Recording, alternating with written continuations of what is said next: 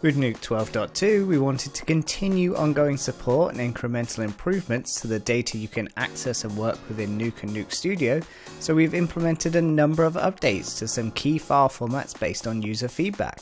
QuickTimes are at the core of many workflows, so we've implemented a new unified MOV reader and writer that replaces the previous 32-bit and 64-bit versions with a more stable and performant system for working with QuickTimes on all platforms. This update introduces broader QuickTime codec support, including H.264 on Linux, Windows and Mac. Support for 32-bit applications, including those Nuke used to work with QuickTime, was removed by Apple from macOS Catalina.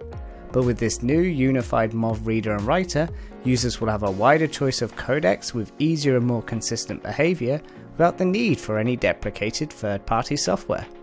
We have updated both Red and Sony SDKs to the latest camera version, which allows artists to work with their latest camera footage. The latest Red SDK update also provides improved workflows and greater control over Red files, with simple things such as default swapping from an IPP2 image pipeline model to a legacy model, depending on if you're working with newer or older camera sensors.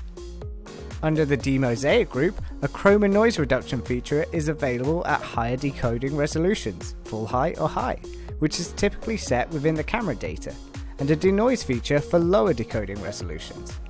The grading group allows users to now load in a CDL and enable or disable for a more intuitive workflow that allows you to quickly see your image as accurately as possible.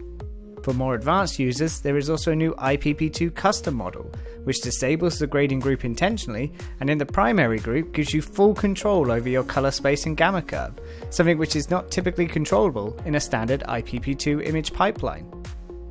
Nuke Studio, Hero, and Hero Player will now support the reading and playback of AAC encoded audio tracks, and this builds on the work introduced in 12.1 that allowed for MOV containers holding audio to be imported in Linux and Windows, removing the need to extract and import the audio as a separate WAV file.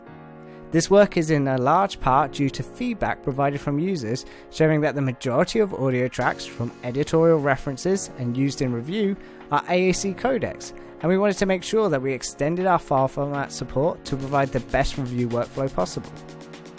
In Nuke 12.1, we included support for exporting DNxHR codecs wrapped in MXF,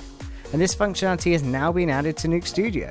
So in 12.2, DNxHR wrapped in MOV or MXF can be written out across the Nuke family, including directly from Nuke Studio, allowing you to create high-res HR proxies or deliverables from each of the applications directly. By furthering our support for existing data formats and bringing consistency across the applications, it makes transitioning between our compositing, editorial, and review workflows that much simpler.